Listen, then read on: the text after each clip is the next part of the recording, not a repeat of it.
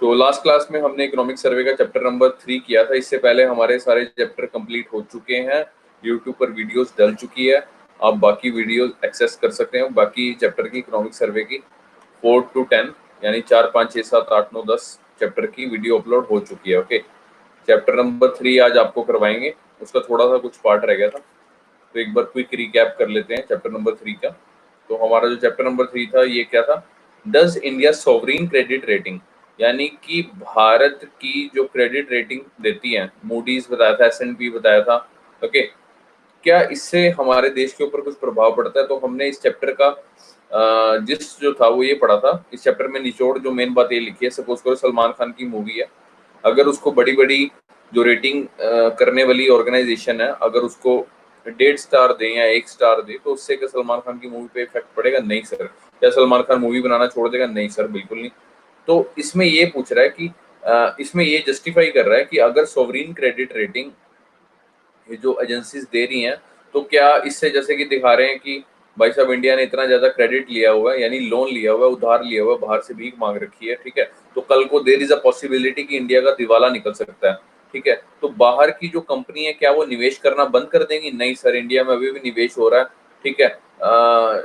India का वही शुरुआत से वही रेट चलता आ रहा है, 70 रुपए के आसपास ही है, ठीक है, ज्यादा बड़ा नहीं है, इससे कुछ प्रभाव नहीं पड़ता, ठीक है। तो इस चैप्टर का जिस्ट क्या था, जैसे कि सलमान खान की मूवी को सपोज इंडियन एक्सप्रेस ने सपोज करो 0 स्टार दी है, ठीक है, तो भी सलमान खान की मूवी 100 करोड़ रुपए कमा लेगी, इसलिए सलमान खान को इंडियन एक्सप्रेस की रेटिंग से डरना नहीं चाहिए। वो जस्टिफाई कर रही है कि सॉवरीन क्रेडिट रेटिंग से इंडिया को डरना नहीं चाहिए। सिमिलरली गवर्नमेंट शुड बोरो, इसलिए गवर्नमेंट को भी बाहर से मतलब कि उधार लेना चाहिए पैसा, ठीक है, और दबा के हमारे देश में इन्वेस्ट करे बिना डरे कि ये रेटिंग एजेंसी क्या कह रही है हमारे देश को, ठीक है। जैसे कि लिखा हुआ similarly government should borrow more money for the post corona recovery without worrying too much about the credit rating, कि हमारी क्रेडिट रेटिंग क्या है उसके बारे में हमें चिंता बिल्कुल नहीं करनी चाहिए। प्रीलिम्स में ऑर्गेनाइजेशन है उनके बारे में पढ़ना है आपने, जो इसके बीच में ऑर्गेनाइजेशन है जो सोवरिन क्रेडिट रेटिंग देती है आपको। ओके, रेटिंग के टाइप्स पढ़ने हैं जो उनसे मैंने आपको लास्ट क्लास में भी बताए थे। जीएस पेपर 3 में गवर्नमेंट बजटिंग और रिसोर्स मोबिलाइजेशन से रिलेटेड।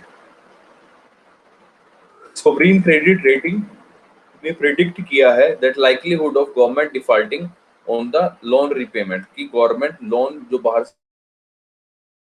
मांग रही है, जो लोन पे पैसा ले रही है, उसकी रीपेमेंट करने में असफल रहेगी, तो there may be a possibility of defaulting, यानी दिवालियापन निकल सकता है गवर्नमेंट का, तो इसलिए भारत में निवेश ना करें। ओके, ये कह रही है सोवरिन क्रेडिट रेटिंग, ठीक है। अब हमने क्या करना है, हमने इसको जस्टिफाई करना है। सोवरिन क्रेडिट रेटिंग क्या होती है एक बार दोबारा बताते हैं। Sovereign credit rating seeks to quantify issuers ability to meet debt obligation, debt मतलब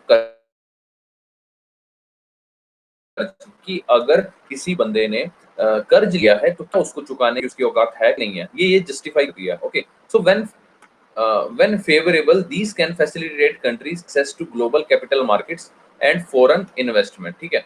table below presents what 3 CRAs, that is credit rating agency, 3 credit rating agency है जैसे कि S&P, मूडीज होगी और फिच होगी, ठीक है।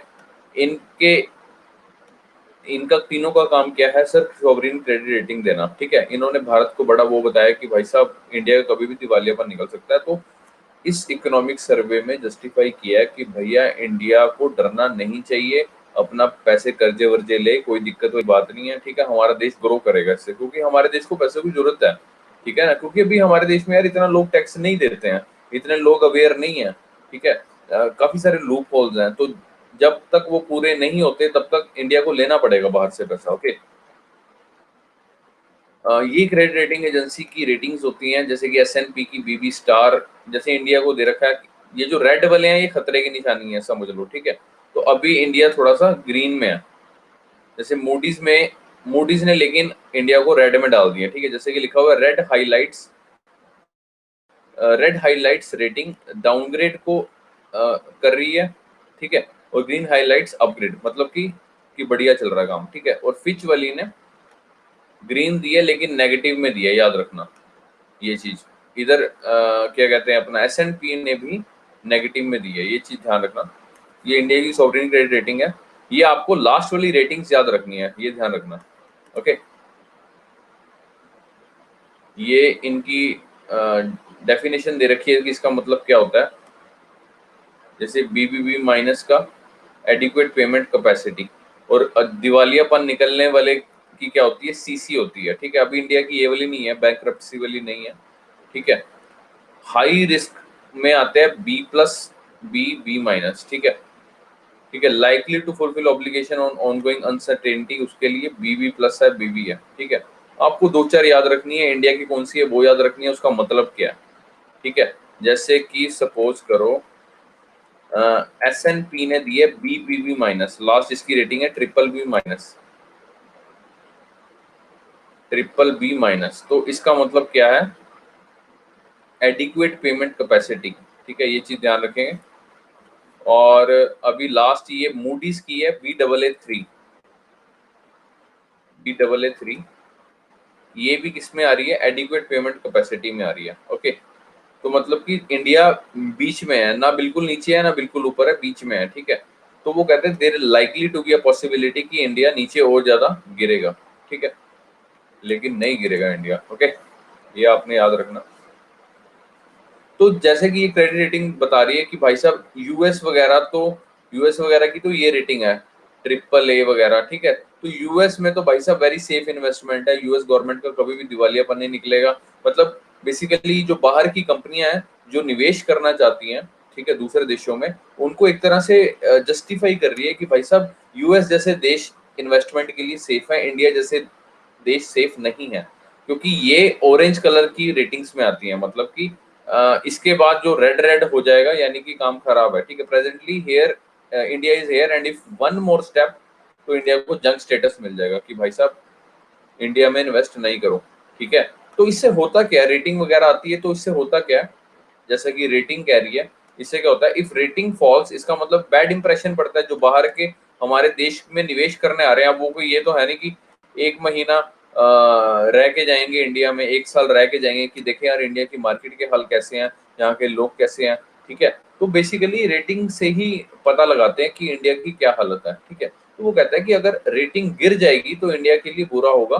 ठीक है, पैनिक, लोग जो सी ऑलरेडी कंपनीज हैं उनमें पैनिक आ जाएगा। ठीक है, गुस्सा आ जाएगा, अरे यार इंडिया तो बढ़िया नहीं है। ठीक है, flight of foreigners, panic and flight of foreigners, जिससे क्या होगा, वीक रूपी, रुपया कमजोर हो जाएगा। ठीक है, फॉरेनर्स वगैरह कम आने लग जाएंगे। ठीक है, एक्सपेंसिव इंपोर्ट्स, इंपोर्ट एक्सपेंसिव हो जाएंगे। प्रीवियस लोन रीपेमेंट, जो पहले से कर्ज ले रखा है उसकी रीपेमेंट करनी है। So government will have to offer high interest for next set of government security to attract the investors. ठीक है, तो गवर्नमेंट क्या करेगी कि भाई साहब एक काम करो, हमारे से गवर्नमेंट सिक्योरिटी ले लो, इसके बदले में हम कल आपको क्या कहेंगे, ज्यादा ब्याज देंगे। तो हमारे से गवर्नमेंट सिक्योरिटी दे दो, ले लो, और हमारे को पैसा दे दो। ये समझ में आया। गवर्नमेंट कर्ज उतारने के लिए क्या करेगी, गवर्नमेंट, सपोज करो गवर्नमेंट को पैसा चाहिए, गवर्नमेंट को पैसा चाहिए, गवर्नमेंट क्या करेगी, गवर्नमेंट जाएगी बैंक के पास। आपको पता ही होगा कि पब्लिक के पास डायरेक्ट नहीं जाती गवर्नमेंट सिक्योरिटी बेचने के लिए, तो गवर्नमेंट जाएगी बैंक के पास, और बैंक जाता है किसके पास, पब्लिक के पास। ठीक है, अब होता क्या है सर, गवर्नमेंट इसको देगी गवर्नमेंट सिक्योरिटी, किसको, बैंक को देगी गवर्नमेंट सिक्योरिटी, और बैंक क्या देगा बदले में, इसको रोकड़ा देगा। ठीक है, मान लो 100 करोड़ रुपए की गवर्नमेंट सिक्योरिटी है। गवर्नमेंट सिक्योरिटी पता है, वो पेपर सा होता है, उसके ऊपर लिखा होता है मैं धारक को 100 करोड़ रुपए देने का वचन करता हूँ, इस तरह से कुछ लिखा होता है। ओके, आपने देखा भी होगा, अगर ऑनलाइन नहीं देखा तो ऑनलाइन गूगल पे जाके सर्च कर लो गवर्नमेंट सिक्योरिटी कैसी होती है, एक तरह से पेपर सा होता है। ओके, तो गवर्नमेंट ने दी गवर्नमेंट सिक्योरिटी बैंक को, बैंक ने दिए 100 करोड़ रुपए। ठीक है, आप कहोगे कि सर बैंक का पैसा क्या, बैंक का फायदा क्या है इसमें, कि बैंक ने तो एक पेपर की शीट ले ली और बदले में अपने 100 करोड़ गवर्नमेंट को दे दिए। तो जब गवर्नमेंट इसके 100 करोड़ वापिस देगी, ठीक है, या क्या होगा इनके बीच में जो भी तय होगा, तो इसकी क्या देगी गवर्नमेंट, इसको ब्याज देगी। ठीक है, क्योंकि गवर्नमेंट कहेगी भाई मैं तुम्हें 8% ब्याज देती हूँ, 10% ब्याज देती हूँ। ठीक है, सिमिलरली बैंक भी आगे, बैंक को सपोज 8% ब्याज मिल रही है, तो बैंक आगे फर्दर कितनी ब्याज देगा, 6%, 7%, वो डिपेंड करता है बैंक के ऊपर। ओके, तो जैसे कि लिखा हुआ, government will have to offer high interest for the next set of government security to attract the investor, ताकि लोग ज्यादा से ज्यादा इन्वेस्ट करें गवर्नमेंट सिक्योरिटीज में। Okay, now the last thing is bogus. जैसे मैंने शुरुआत में चैप्टर की जिस्ट में ही आपको बताया कि इस क्रेडिट रेटिंग से इंडिया की इकोनॉमी पर यानी भारत की अर्थव्यवस्था पर कोई भी असर नहीं पड़ेगा। जैसे कि लिखा हुआ है, bogus sovereign credit rating has not harmed India greatly. जैसे कि वही बात है, if journalist give 1.5 star to the Salman Khan movie, still Salman Khan movie would earn 100 crores। ठीक है। Similarly rating agencies give no good rating, still इसके बावजूद भी भारत के सेंसेक्स रिटर्न पर कोई इम्पैक्ट नहीं पड़ रहा। ठीक है। ना ही कोई फॉरेन एक्सचेंज रेट पर इम्पैक्ट पड़ रहा है। ठीक है। आप शुरू से देखते आ रहे हो, डॉलर के मुकाबले इंडिया का इंडियन रुपी है जो 70 रुपए के आसपास ही है। 68 से 70, जब मनमोहन सिंह का टाइम था तब एक बार हो गया था 77 78 हो गया था, 79 भी हो गया था, 80 भी हो गया था। ठीक है। लेकिन ओवरऑल अगर एवरेज देखें तो हम 70s में हैं। ओके, तो याद रखेंगे। सो गवर्नमेंट ऑफ इंडिया तो जस्टिफाई कर रहा है, so government of India should boldly borrow more money. ठीक है। वो कह रहे हैं दबा के बाहर से पैसा लो, भीख मांगो टू रिवाइव द इकोनॉमी, क्योंकि हमें यार इकोनॉमी रिवाइव करनी है। ठीक है। हमारा डेवलपिंग कंट्री डेवलप्ड नहीं हुआ अभी तक। ठीक है। हमारी इमर्जिंग इकोनॉमी है। ओके। हालांकि ऐसे भेदभावपूर्ण रेटिंग के बावजूद भी भारत के अर्थतंत्र का कोई कुछ बिगाड़ नहीं सके वो लोग। कौन से लोग? जो क्रेडिट रेटिंग एजेंसी हैं। ठीक है। S&P, मूडी, फिच, ये एजेंसीज हैं 3। इन्होंने हमारे देश के ऊपर गंदी रेटिंग्स दी हैं। ठीक है। गंदी क्रेडिट रेटिंग दी है। ठीक है। उस क्रेडिट रेटिंग से इसने बोला है, इस एजेंसी ने, इन तीनों एजेंसीज ने बोला कि भाई साहब इंडिया सेफ इन्वेस्टमेंट के लिए बढ़िया नहीं है। ठीक है। तो इंडिया में निवेश करना यानी इन्वेस्ट करना उचित नहीं है। तो इकोनॉमिक सर्वे ने, लेकिन हमारे देश का जो इकोनॉमिक सर्वे है उन्होंने जस्टिफाई किया कि भाई साहब ऐसा कोई चक्कर नहीं है। जब सलमान खान की मूवी जितने मर्जी रेटिंग गंदी हो उसके ऊपर इम्पैक्ट नहीं पड़ता, तो भाई साहब इन रेटिंग एजेंसी का क्या इम्पैक्ट पड़ेगा? इसका इन्होंने जस्टिफिकेशन भी दिया कि जैसे हमारे देश के सेंसेक्स रिटर्न पर कोई इम्पैक्ट नहीं पड़ रहा, शेयर मार्केट पर कोई इम्पैक्ट नहीं पड़ रहा। ठीक है। फॉरेन एक्सचेंज रेट पर कोई इम्पैक्ट नहीं पड़ रहा। भारत की अगर आप हिस्ट्री देखो, सारा कुछ देखो, तो फॉरेन एक्सचेंज रेट वही है, 70s में ही है, कोई ज्यादा इम्पैक्ट नहीं पड़ रहा। तो इसलिए गवर्नमेंट ऑफ इंडिया को बाहर से पैसे बोरो कर लेने चाहिए, क्योंकि हमारा मकसद अभी क्या है कि हमें अपने देश की इकोनॉमी को क्या करना है, रिवाइव करना है भाई साहब, दोबारा से जिंदा करना है। तो ये था सर ये चैप्टर का निचोड़। इसमें बताओ कोई चीज ना समझ में आई हो? बताइए सर। चैप्टर का नाम क्या था? Does India sovereign credit rating reflect its fundamental.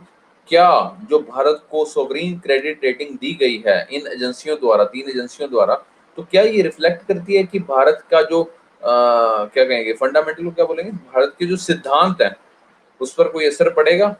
तो वो कह रहा है नो, क्योंकि हम तो वो चिकनी मिट्टी के गड़े हैं जिसके ऊपर जितना मर्जी पानी डालो तो वो फिसल जाएगा।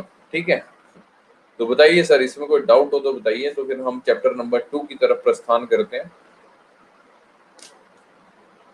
गुड मॉर्निंग तमन्ना, गुड मॉर्निंग रेशमा। रेशमा और रूहाना। ओके। तो क्लियर है सभी को, सभी देवियों को, सज्जनों को क्लियर है?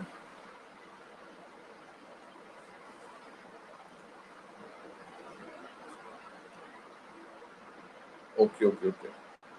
सारों को नहीं क्लियर, कुछ ही को क्लियर है, या कईयों को आलस आ रहा होता है ऐसे कीबोर्ड के ऊपर हाथ मारने का, या कई लोगों के कान में नहीं जा रहा जो मैं बोल रहा हूँ? मैं जो बोल रहा हूँ आपके कान में जा पा रहा है? आवाज मेरी जा पा रही है आपके कान में?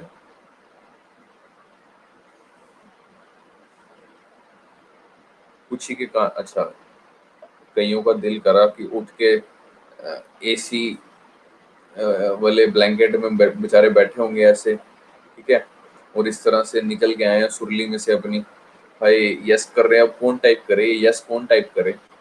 और भाई साहब यही चैटिंग करनी हो ना फेसबुक पे, भाई साहब लौंडे तो मतलब पहले ही हाय लिख के बैठे होते हैं।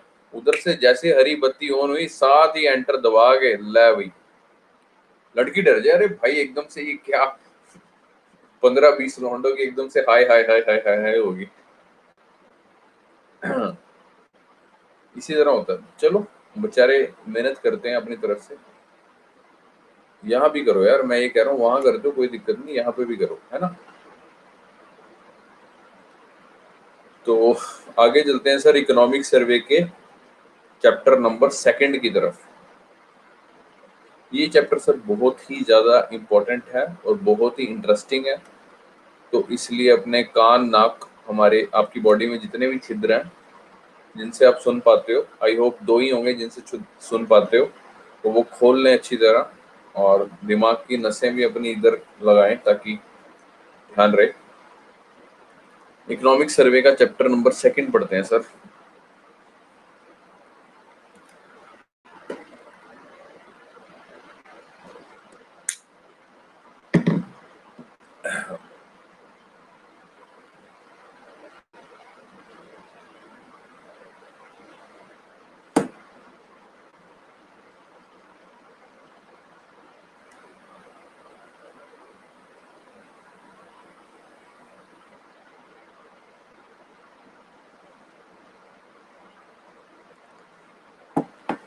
ओके, तो चैप्टर नंबर 2 है सर। चैप्टर नंबर 2 की जो हेडिंग है वो क्या है? Does growth lead to debt sustainability. क्या हमारे देश की जब ग्रोथ होगी, ग्रोथ माने जीडीपी, जब हमारे देश का क्या जीडीपी बढ़ेगा। देखो चैप्टर का मैं हमेशा कहता हूँ कि चैप्टर का आपको ना टाइटल समझ में आना चाहिए। सबसे पहले चैप्टर समझने से पहले आपको टाइटल के बारे में समझना। टाइटल समझ लोगे ना अच्छी तरह तो इजी हो जाएगा चैप्टर को समझना। जैसे मूवी होती है ना, आप टाइटल से समझ जाते हो कि यार ये मूवी किससे रिलेटेड होगी, है ना। अब वो बात अलग है, बेवकूफों वाली मूवीज देखोगे तो उसका मतलब नहीं समझ में आएगा, ठीक है। जैसे मटरू की बिजली का मंडोला, सोनू के टीटू की स्वीटी, इस तरह की मूवीज ये बेवकूफों वाली मूवीज होती हैं, ठीक है। अब दिल वाले दुल्हनिया ले जाएंगे तो नाम से क्लियर है ना कि भाई साहब, वैसे मूवीज का नाम में वैसे सच्ची बताऊं कोई लॉजिक नहीं होता। दिल वाले दुल्हनिया ले जाएंगे मतलब कि जिनके पास दिल है वो ही दुल्हनिया ले जाएंगे, बाकी जो सारे बेवकूफ है बिना दिल के जो जी रहे हैं, ठीक है ना। इसमें खाली दिखाया कि शाहरुख खान के पास ही दिल था तो वो दुल्हनिया ले गया। उसमें कोई लॉजिक वैसे नहीं होता मूवीज के टाइटल में, तो लेकिन इसमें लॉजिक होता है, तो इसमें आपने टाइटल ध्यान से पढ़ना है। ओके, डज ग्रोथ यानी कि जब ग्रोथ होती है, जब जीडीपी हमारा बढ़ता है, क्या उससे डेट बढ़ता है, क्या उससे कर्ज बढ़ेगा? अगर हाँ या अगर ना तो क्या है मतलब, अगर बढ़ेगा तो उससे क्या होगा, अगर नहीं बढ़ेगा तो उससे क्या होगा। मतलब देखना है कि हमने इस चैप्टर में हम देखेंगे क्या जीडीपी बढ़ने के साथ, हमारी ग्रोथ बढ़ने के साथ कर्ज बढ़ेगा या नहीं बढ़ेगा, ठीक है। तो इस चैप्टर की शुरुआत में जैसा कि बड़ी प्यारी सी लाइन लिखी हुई है कवि कालिदास जी की, महाकवि कालिदास जी की, कालिदास रघुवंशम जी की, ठीक है। तो ये सारे छोटे छोटे फ्रेजेस होते हैं, आपको याद रखने चाहिए ताकि आप एसे में यूज कर सकते हो, आंसर राइटिंग में यूज कर सकते हो। It will give more weightage to your answer writing. Okay, so keep this thing in your mind. जैसे कि क्या लिखा हुआ है, the state collect tax for the greater welfare of its citizen in the same way as the sun evaporates water. भाई साहब कितनी वजनदार बात लिख दिया। Only to return it manifold in the form of rain. वो कहता है कि जो आपके देश में जो कलेक्शन होती है, जो सरकार होती है, जो टैक्स कलेक्ट करती है, वो ठीक उसी प्रकार टैक्स कलेक्ट करती है जिस तरह से जो सूरज होता है वो जो मॉइस्चर होता है, ठीक है, उसको सोख लेता है, ठीक है, और बदले में उसको क्या देता है, बारिश, ताकि प्रकृति में एकदम ठंडक सी महसूस हो। सिमिलरली गवर्नमेंट भी आपसे टैक्स इसलिए कलेक्ट करती है ताकि वो टैक्स के पैसे को यूटिलाइज कर सके और अपने देश की क्या कर सके, डेवलपमेंट कर सके, ठीक है। तो देख सकते हो सर आप ये चीज, कितना आसान सा कोट है और समझदारी वाला कोट है ना। इसको यूज कर सकते हो तो नोट कर लीजिएगा। वैसे तो हर चैप्टर में लिखा हुआ है, मेरे को ये अच्छा लगा तो मैंने कहा कि आपको बताना चाहिए इस चीज के बारे में। अब ये मत करने लग जाना कि सारे चैप्टरों के निकाल के रट्टे मारने लग जाओ। जब जोन सा चैप्टर करो उसके ऊपर हेडिंग में शुरुआत में डाल लो, ठीक है, ताकि आपको याद रहे। आपको आई थिंक मैंने भेजी थी, पीडीएफ भेजी थी इसकी, इकोनॉमिक सर्वे की पीडीएफ सभी के पास है ना। वो जो इकोनॉमिक वाला ग्रुप बनाया हुआ है हमने, इकोनॉमिक्स वाला, है ना, सभी के पास है। बस बस ठीक है। तो सर ये चैप्टर है does growth lead to debt sustainability. इस चैप्टर का जिस्ट क्या है, इस चैप्टर का निचोड़ क्या है, इस चैप्टर में क्या कहना चाह रहा है कि अगर आर्थिक वृद्धि होगी यानी कि अगर हमारा जीडीपी बढ़ेगा तो क्या सरकार का दिवालियापन नहीं निकलेगा, ठीक है। और अगर सरकार का दिवालियापन निकल गया तो आर्थिक वृद्धि होगी या जरूरी नहीं है। इन सब तथ्यों के ऊपर रोशनी डालने की कोशिश की है किसने, इकोनॉमिक सर्वे ने। इस चैप्टर में और क्या है, डेविड रिकार्डो की बातें भारत के परिप्रेक्ष्य में सही साबित नहीं है, ठीक है। इस चैप्टर में बताया, डेविड रिकार्डो नाम का इकोनॉमिस्ट है, ठीक है। एनसीईआरटी में भी इसके बारे में लिखा हुआ है, इसकी थ्योरी क्या है वो भी आपको बताएंगे। इक्विवेलेंस, रिकार्डियन इक्विवेलेंस थ्योरी बोलते हैं, ठीक है। वो कहता है कि डेविड रिकार्डो की जो थ्योरी है वो भारत के मतलब संदर्भ में लागू नहीं होती है, ठीक है। इसने बताया, अभी क्या है थ्योरी हम आपको बताएंगे आगे। और लास्ट क्या चीज है, counter cyclical fiscal policy, very very important, prelims में क्वेश्चन बन सकते हैं इसमें से, तो याद रखेंगे, अभी आपको बताया जाएगा इनके बारे में। प्रीलिम्स में क्या चीज इंपॉर्टेंट है, रिकार्डियन इक्विवेलेंस थ्योरी आपकी एनसीईआरटी के बुक में भी दे रखी है, अगर मौका लगे तो गलती से उठा लेना। आई होप उसमें जाले वाले लग चुके होंगे, तो उसको निकाल लेना, ठीक है, झाड़ वाड़ के थोड़ा सा पढ़ लेना उसमें, ओके। मेंस पेपर 3 में, जीएस पेपर 3 में गवर्नमेंट बजटिंग और रिसोर्स मोबिलाइजेशन से रिलेटेड है इसमें। तो शुरुआत करते हैं सर, सबसे पहले इकोनॉमिक साइकिल क्या होती है सर, आपको पता होगा। इकोनॉमिक साइकिल यानी कि तेजी मंदी का चक्र।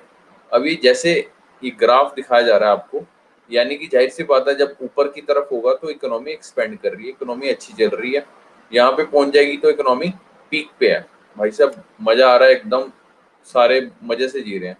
और जैसे ही ये ग्राफ नीचे की तरफ जाएगा यानी रिसेशन का टाइम आएगा, जो कि अभी आया हुआ है ड्यू टू कोरोना, ओके।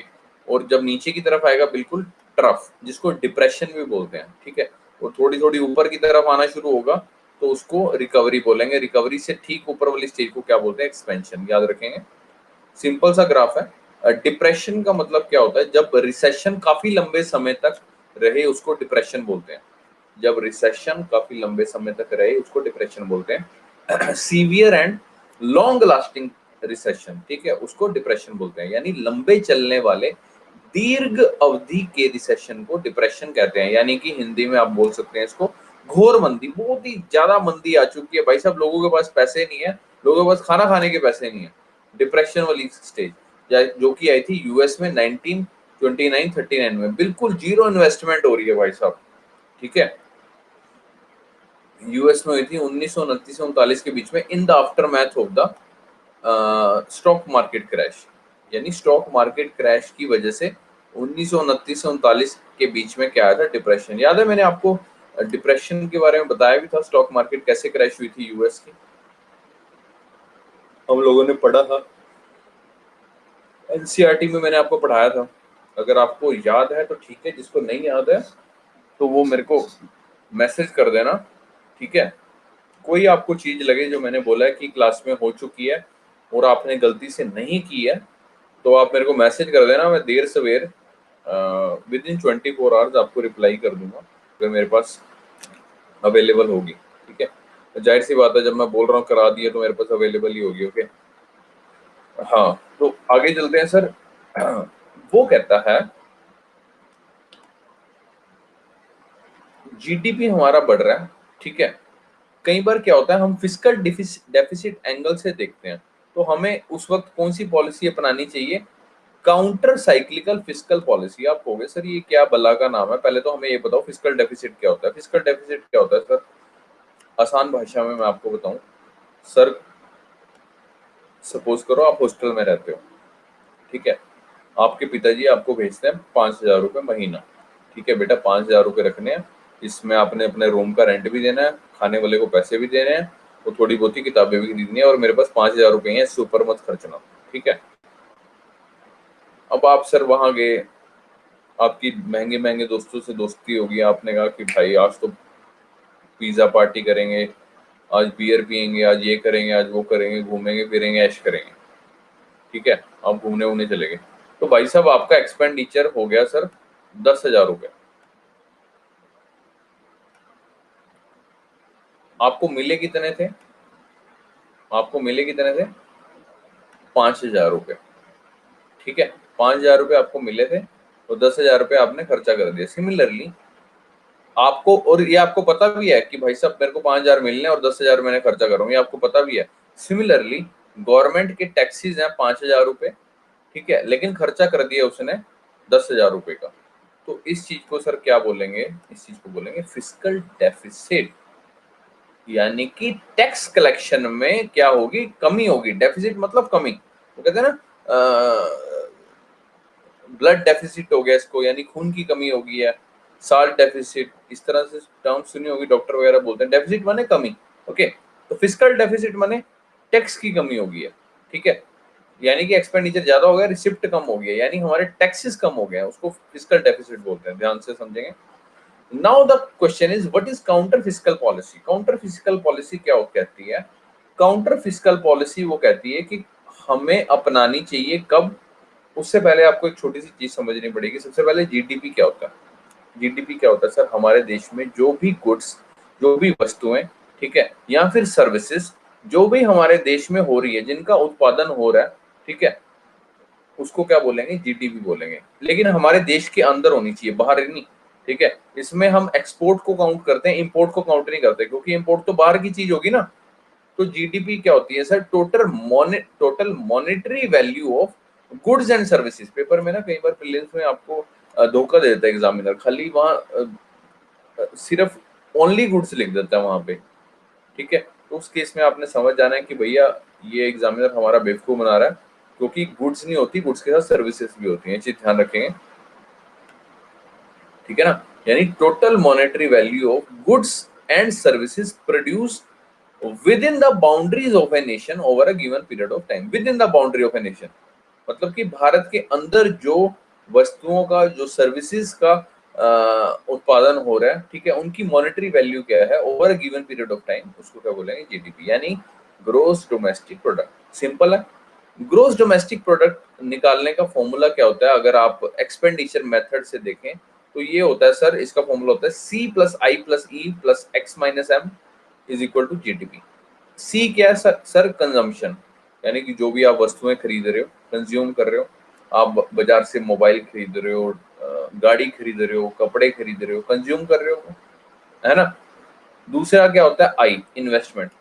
जो सपोज करो मैं बिजनेसमैन हूँ, मैं इन्वेस्ट कर रहा हूँ मार्केट में, मैं मशीन लेके आया हूँ, मैं इन्वेस्टमेंट कर रहा हूँ, ठीक है, उनसे चीजों का उत्पादन होगा, ठीक है, इन्वेस्टमेंट कर रहा हूँ। सी प्लस आई प्लस ई यानी गवर्नमेंट एक्सपेंडिचर वाया बोरोइंग।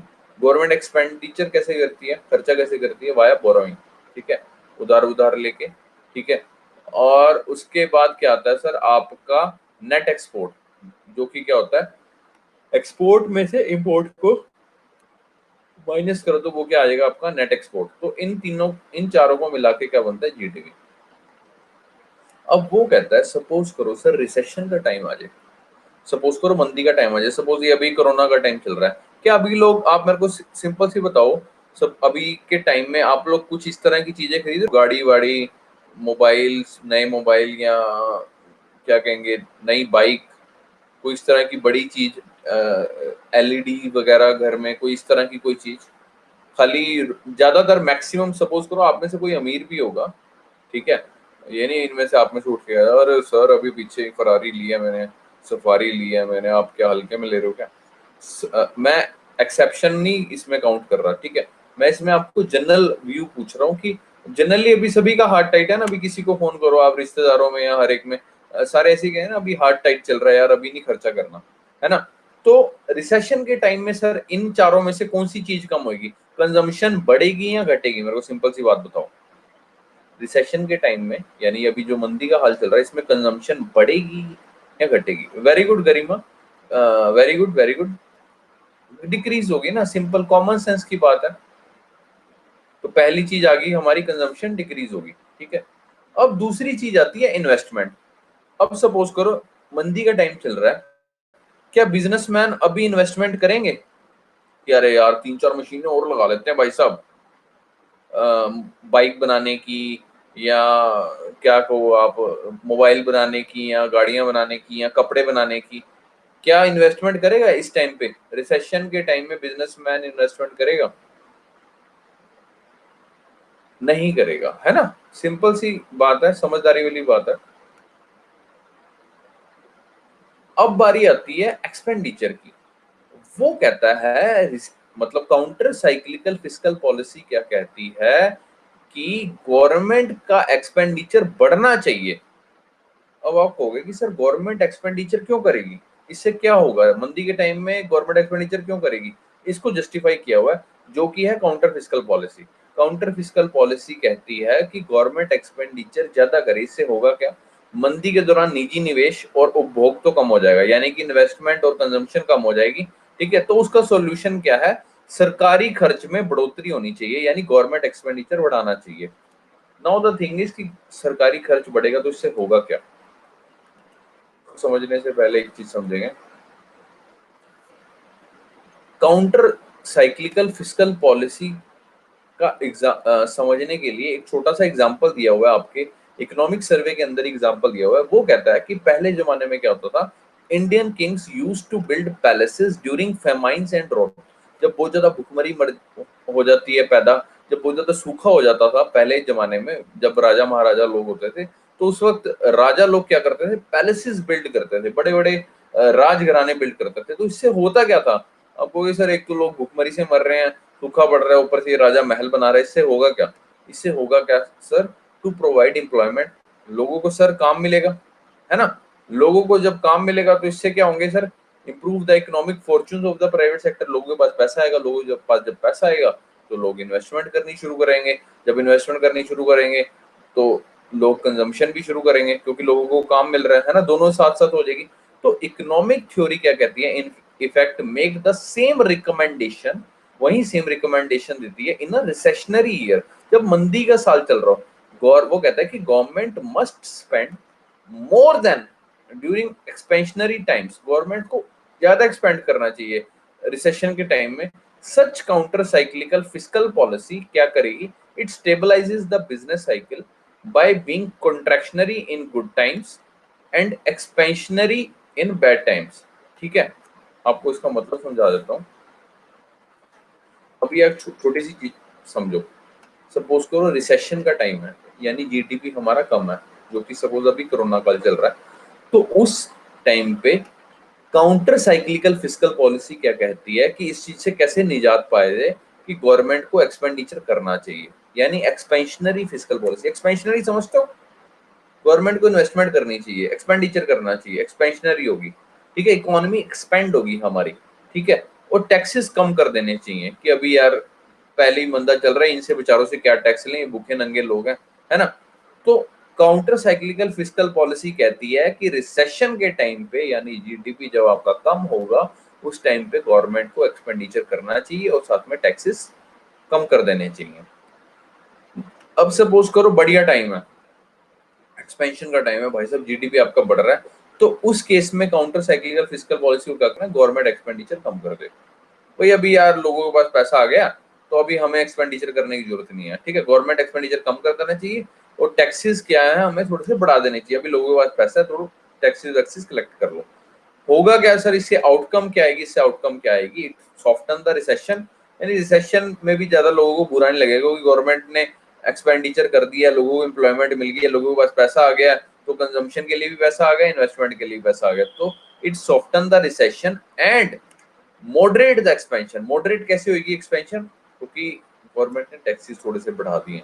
ठीक है, ये नहीं कि अंधाधुंध खर्चा हो रहा है भाई साहब, 5-5 गाड़ियां लेके आ रहे हो, ठीक है, 10-10 एलईडी लगवा दिया घर में, टॉयलेट में भी लगवा रखी है एलईडी की, भाई साहब सास भी कभी बहुत थी, अब तो टॉयलेट में हगते हुए देखेंगे। ठीक है, वो चीज नहीं, तो इसलिए इतना ज्यादा ना हो, तो इसलिए उसको मॉडरेट करना है। ठीक है, so thereby decreasing the fluctuation in the business cycle, ताकि बिजनेस साइकिल में जो फ्लक्चुएशन है, यानी जो उतार चढ़ाव है, तो मैंने याद है ना शुरुआत में बताया था, इकोनॉमिक साइकिल जो उतार चढ़ाव होते हैं वो ज्यादा ना हो। ठीक है, और प्रो साइक्लिकल फिस्कल पॉलिसी क्या कहती है, प्रो साइक्लिकल फिस्कल पॉलिसी को ऑप्ट नहीं करता हमारा इकोनॉमिक सर्वे, हमारा इकोनॉमिक सर्वे ऑप्ट करता है काउंटर साइक्लिकल फिस्कल पॉलिसी को। क्योंकि प्रो साइक्लिकल फिस्कल पॉलिसी क्या कहती है, रिसेशन के टाइम पे वो कहती है कि गवर्नमेंट को एक्सपेंडिचर भी कम कर देना चाहिए और टैक्सेस कलेक्ट करने चाहिए। भाई साहब आगे भुखमरी का टाइम है, लोगों के पास पैसे है नहीं, आप एक तो गवर्नमेंट एक्सपेंडिचर नहीं कर रहे, ना लोगों को काम मिल रहा है, ना धंधा मिल रहा है, ऊपर से आप टैक्सेस इकट्ठे कर रहे हो, है ना। तो प्रो साइक्लिकल रिसेशन के टाइम पे और ज्यादा काम खराब कर देगी। और सपोज एक्सपेंशन के टाइम पे वो क्या कहती है, प्रो साइक्लिकल पॉलिसी कहती है कि भाई साहब एक्सपेंशन हो रही है तो गवर्नमेंट को भी एक्सपेंडिचर कर देना चाहिए, मतलब यार और ज्यादा लोगों के पास पैसा आ जाएगा, और ज्यादा भट्ठा बैठ जाएगा, तो there might be a chances of inflation, महंगाई के चांसेस बढ़ सकते हैं। ठीक है, उस केस में वो कह रहे टैक्सेस कम कर दो। भाई साहब अब तो लोगों के पास पैसा है, अब तो टैक्सेस कलेक्ट करो ना, है ना। तो वही बात है, इसका आउटकम क्या होगा, इट डीपन द रिसेशन, यानी रिसेशन और ज्यादा मंदी में चले जाएंगे, क्योंकि गवर्नमेंट एक्सपेंडिचर कर नहीं रहे हैं हम और टैक्सेस दबा के कलेक्ट कर रहे हैं। तो it deepen the recession and amplify the expansion, क्योंकि एक्सपेंशन कैसे एम्पलीफाई होगी, क्योंकि ना आप टैक्स कलेक्ट कर रहे हो तो लोगों के पास बहुत ज्यादा पैसा है और एक्सपेंडिचर आप ऑलरेडी दबा के कर रहे हो। So it deepen the recession and amplify the expansion, thereby increasing the fluctuation in the business cycle। तो बिजनेस साइकिल में भाई साहब फ्लक्चुएशन ज्यादा होगी, तो प्रो साइक्लिकल में फ्लक्चुएशन ज्यादा होगी और काउंटर साइक्लिकल में फ्लक्चुएशन कम होगी। बता दिए मैंने आपको करना क्या है, ये आपको रटना पड़ेगा, वैसे रटने की जरूरत नहीं है, आप सिंपल लॉजिक लगाओ कि भाई साहब एक्सपेंशन के टाइम पे क्या करेगी काउंटर साइक्लिकल पॉलिसी, रिसेशन के टाइम पे क्या करेगी, आउटकम इसकी क्या आएगी। ठीक है, दोबारा बता देता हूँ, काउंटर साइक्लिकल पॉलिसी रिसेशन के टाइम पे यानी मंदी के टाइम पे वो क्या सजेस्ट करता है कि भैया गवर्नमेंट को, जैसे वो राजाओं वाला एग्जांपल दिमाग में याद रखना कि राजा लोग क्या करेंगे, राजा लोग नए पैलेसेस वगैरह बिल्टअप करेंगे। सिमिलरली गवर्नमेंट भी एक्सपेंडिचर करेगी ताकि लोगों को काम मिले, और लोगों को काम मिलेगा, लोगों के पास पैसे आएंगे, लोगों के पास पैसे आएंगे तो कंजम्पशन के लिए उनके पास पैसा होगा, इन्वेस्टमेंट के लिए पैसा होगा। तो गवर्नमेंट को एक्सपेंडिचर करना चाहिए कब, रिसेशन के टाइम पे, रिसेशन के टाइम पे करो, जरूरी करो, जरूरत से ज्यादा करो। ठीक है, ताकि लोगों को काम मिले। और दूसरा, टैक्सेस कम कर दो थोड़े से, ताकि लोगों पर भार ना पड़े, मंदी का दौर वैसे चल रहा है। दूसरा पॉइंट क्या था, एक्सपेंशनरी पॉलिसी। सपोज एक्सपेंशन हो रही है, सॉरी जीडीपी में एक्सपेंशन हो रही है, तो उस दौरान क्या करो, एक्सपेंडिचर कम कर दो। अरे यार लोगों के पास पैसे अपने आप इन्वेस्टमेंट कर दे रहे हैं, तो अभी एक्सपेंडिचर हमने करने की जरूरत नहीं है, और टैक्सेस बढ़ा दो। भाई साहब पैसा अंधाधुंध आ चुका है तो टैक्सेस बढ़ा दो। तो होगा क्या, रिसेशन के टाइम पे इट सॉफ्टन द रिसेशन, और कंट्रैक्शन एक्सपेंशन के टाइम पे it moderate the expansion and thereby decreasing fluctuation in the business cycle. Business cycle में फ्लक्चुएशन कम हो जाएगी। ओके, अभी बताओ ये सर समझ आया कि नहीं, एक मिनट रुको, पहले ये समझ लो एक बार दोबारा।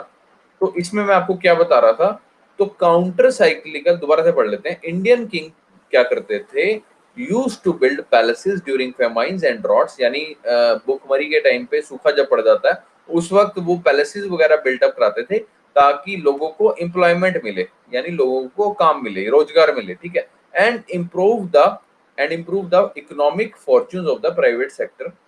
Economic theory in effect make the same recommendation कि भाई साहब आप गवर्नमेंट को भी इस तरह करना चाहिए इन अ रिसेशनरी ईयर, जब मंदी का दौर चल रहा हो, government must spend more than during expansionary policy, क्योंकि जितना इन्वेस्टमेंट करेगी, भाई साहब वहां पे टनल बन रहा है, वहां पे टनल बन रहा है, वहां पे डैम बन रहा है, तो लोगों कितने लोगों को काम मिलेगा।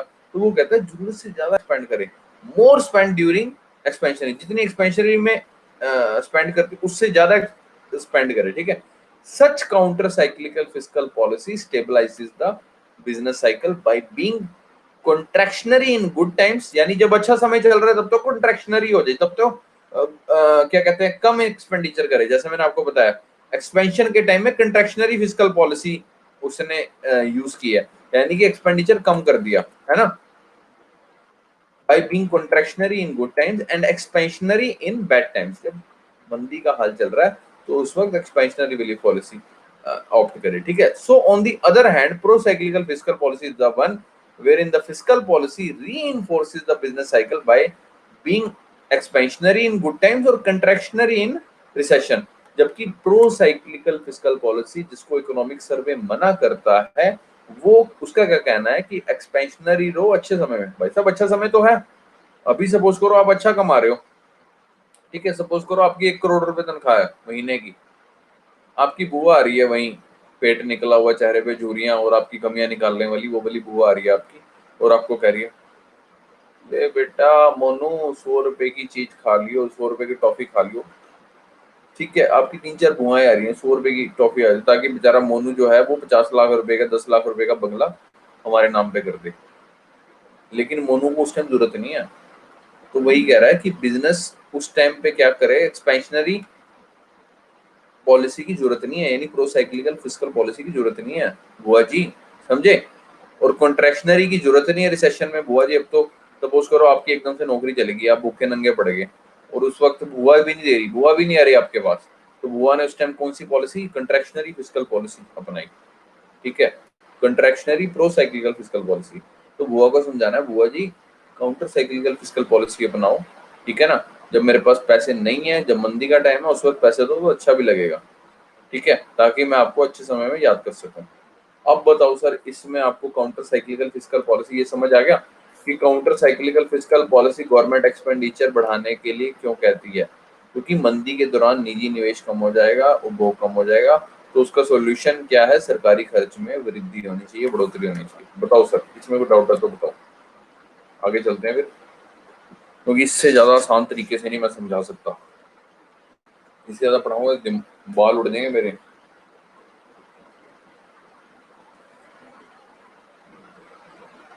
पक्का सभी को समझ आ गया?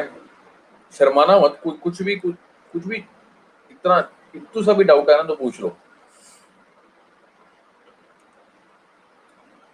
देखो 2 बार मैंने पढ़ा दिया, एक बार आपको वीडियो देखनी हुई दोबारा से वीडियो भी देख सकते हो, और इन केस उसके बाद भी समझ नहीं आता ना, उसके बाद आप जब आप लिखोगे ना साथ की साथ लेक्चर खत्म होने के ठीक बाद आप इसके जब वो बनाओगे, नोट्स बनाओगे, फर्रे बनाओगे, तो उस वक्त आप जब पढ़ोगे तब आपको और अच्छी तरह समझ आ जाएगा, ठीक है। आपको वही मेरी बातें ना दिमाग में घूमेंगी, जो मैंने आपको बताया कि भाई साहब पहले के महाराजा लोग होते थे, वो अपने पैलेसेस बनाते थे, ठीक है, मंदी के टाइम पे पैलेसेस इसलिए बनाते थे कि ताकि लोगों को काम मिले, लोगों का कंजम्पशन बढ़े, ठीक है ना, जो लोग खर्चा नहीं कर रहे हैं तो वो खर्चा करें, और जब खर्चा करेंगे यानी डिमांड करेंगे, ठीक है, तो इन्वेस्टमेंट भी बड़ी बढ़ेगी, जाहिर सी बात है। पहले एक टीवी बिक रहा था, अब 10 टीवी बिक रहे हैं, तो भाई साहब पीछे से फैक्ट्री की भी प्रोडक्शन बढ़ जाएगी, यानी फैक्ट्री वाले भी इन्वेस्टमेंट करेंगे, ठीक है। लॉजिक समझ में आ गया? सिंपल सा लॉजिक है यार। इकोनॉमिक्स इतनी ज्यादा इजी है, लेकिन कई बार क्या होता है, इसको इतना ज्यादा कॉम्प्लेक्स बना दिया जाता है कि आपकी समझ से बाहर हो जाता है। अगर सिंपल कॉमन सेंस यूज करोगे ना कि यार अच्छा ये होगा तो ये होगा, ये होगा तो ये होगा, अपना खुद के दिमाग से लगाओ कि यार गवर्नमेंट एक्सपेंडिचर करेगी तो बढ़िया होगा, तो काउंटर साइक्लिकल फिस्कल पॉलिसी आपके दिमाग में रह जानी चाहिए, CCFP यानी काउंटर साइक्लिकल फिस्कल पॉलिसी। तो आगे चलते हैं सर। जैसे कि निचोड़ बता रखा है कि रिसेशन के टाइम पे क्या होता है, जैसे बताया आपको, प्राइवेट इन्वेस्टमेंट कम हो जाती है, तो गवर्नमेंट इन्वेस्टमेंट यानी पब्लिक एक्सपेंडिचर बढ़ना चाहिए ताकि हमारा जो GDP है वो बढ़े, है ना। उस इस पॉलिसी को क्या बोलते हैं sir? Counter cyclical fiscal policy. और इकोनॉमिक सर्वे ने जस्टिफाई किया है कि इस तरह का एविडेंस पाया गया है यूएस में और यूके में। यूएस और यूके जैसे जो देश हैं, जो डेवलप्ड कंट्रीज हैं, वो भाई साहब काउंटर साइक्लिकल फिस्कल पॉलिसी का यूज करते हैं, लेकिन इंडिया नहीं यूज कर सकता, इंडिया नहीं यूज करता, ठीक है। एग्जाम्पल भी दे रखा है कि यूएस में किस तरह काउंटर साइक्लिकल फिस्कल पॉलिसी अपनाई थी, तो किस तरह से जो जीडीपी की परसेंटेज है वो किस तरह से बढ़ गई है, देख सकते हो सर आप। ये यूएस का एग्जांपल दे रखा है और इधर आपका यूके का, ठीक है, पेपर में भी आप दे सकते हो इस तरह से यूएस और यूके का एग्जांपल। यूएस और UK both these Nations opting the counter cyclical fiscal policy. देखो यूएस यूके का एग्जांपल दे सकते हो, इंडियन किंग्स का एग्जांपल दे सकते हो, ठीक है, और आप वो एग्जांपल दे सकते हो कि गवर्नमेंट एक्सपेंडिचर से होगा क्या, प्रो साइक्लिकल फिस्कल पॉलिसी से भी कंपेयर कर सकते हो। ओके, आगे चलते हैं। अब बारी आती है सर डेविड रिकार्डो की। रिकार्डो भैया क्या कहते हैं? याद है हमने जिसमें बताया था कि इस चैप्टर में क्या इंपॉर्टेंट है? एक तो काउंटर साइक्लिकल फिस्कल पॉलिसी, जिसके बारे में आपको बता दिया गया। अब बारी आती है सर डेविड रिकार्डो की। रिकार्डो भैया क्या कहते हैं? रिकार्डो भैया क्या कहते हैं, निचोड़ बताते हैं। रिकार्डो भैया ना मना करते हैं। रिकार्डो भैया कहते हैं कि भैया गवर्नमेंट को एक्सपेंडिचर नहीं करना चाहिए, गवर्नमेंट को ज्यादा खर्चा नहीं करना चाहिए, और गवर्नमेंट को बाहर से पैसे नहीं लेने चाहिए, बाहर से पैसे बोरो नहीं करने चाहिए। वो क्यों कहते हैं उसका रीजन बता देते हैं, ये देखो सर। रिकार्डो भैया, डेविड रिकार्डो भैया क्या कहते हैं कि सपोज करो गवर्नमेंट बाहर से बोरो कर रही है, सपोज अभी कोरोना काल चल रहा है, गवर्नमेंट को भाई साहब इकोनॉमी दोबारा से रिवाइव करनी है, ठीक है, तो उस केस में सपोज वो कह रहा है कि अगर आप बोरो करते हो, अगर सरकार बाहर से पैसा बोरो करती है तो इससे दिक्कत आ जाएगी सरकार को, ठीक है। कैसे आएगी? वो रिकार्डो साहब क्या कह रहे हैं कि जब गवर्नमेंट बोरो करेगी, जब सरकार ज्यादा पैसा कर लेगी यानी उधार लेगी, ठीक है, लोन लेगी, तो करेगी क्या सरकार? गवर्नमेंट अपनी गवर्नमेंट सिक्योरिटीज बेचेगी, ठीक है। बोरो वो कहीं से भी कर सकती है, चाहे इंडिया से करे चाहे बाहर से करे, इंटरनल करे, इंटरनली करे चाहे एक्सटर्नली करे। तो करेगी कैसे? गवर्नमेंट अपनी गवर्नमेंट सिक्योरिटी देगी बैंकों को, बैंक इसको पैसे देंगे, बदले में गवर्नमेंट इसको क्या देगी? ब्याज देगी। ठीक है। अब होगा क्या सर? जनता के मन में क्या आ जाएगा? लोगों की सेविंग कम हो जाएगी। ठीक है ना? वो लोगों की सेविंग कम हो जाएगी। लोग क्या करेंगे? सारे पैसे गवर्नमेंट को दे देंगे कि भाई साहब गवर्नमेंट सिक्योरिटी में इन्वेस्ट कर लेते हैं, क्योंकि इसमें इंटरेस्ट हमें क्या मिल रहा है? ज्यादा मिल रहा है।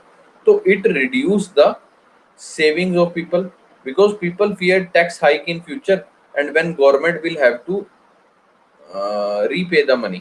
ठीक है ना? क्योंकि सपोज करो गवर्नमेंट ने बोरो किया बैंक से, अब गवर्नमेंट को चुकाना भी तो है। गवर्नमेंट को चुकाना है, यानी इतना ज्यादा ब्याज जो गवर्नमेंट चुका रही है। ठीक है। जब गवर्नमेंट को चुकाना है तो उसके लिए क्या करना पड़ेगा? गवर्नमेंट को टैक्स देना पड़ेगा ना, टैक्स ज्यादा लगाना पड़ेगा जनता के ऊपर। ठीक है। जैसे कि लिखा हुआ है, उस कर्ज को वापस लौटाने के लिए कभी ना कभी सरकार को टैक्स बढ़ाने पड़ेंगे। ठीक है। तो लोग क्या कहेंगे? लोग कहेंगे कि यार हम शॉपिंग क्यों करें, कल को हमारे ऊपर टैक्स लग जाएगा इतना सारा। ठीक है, हम नहीं करेंगे, हम तो बचत करेंगे। रिकार्डो भैया का कहना है। तो जिससे क्या होगी? कंजम्पशन कम हो जाएगी, और जब कंजम्पशन कम होगी तो कंपनीज के पास इन्वेंट्रीज बची रहेंगी। इन्वेंट्री समझते हो? सपोज करो कि मेरी फैक्ट्री में 100 बॉटल्स बनती हैं, इस तरह की 100 बॉटल्स बनती हैं। ठीक है।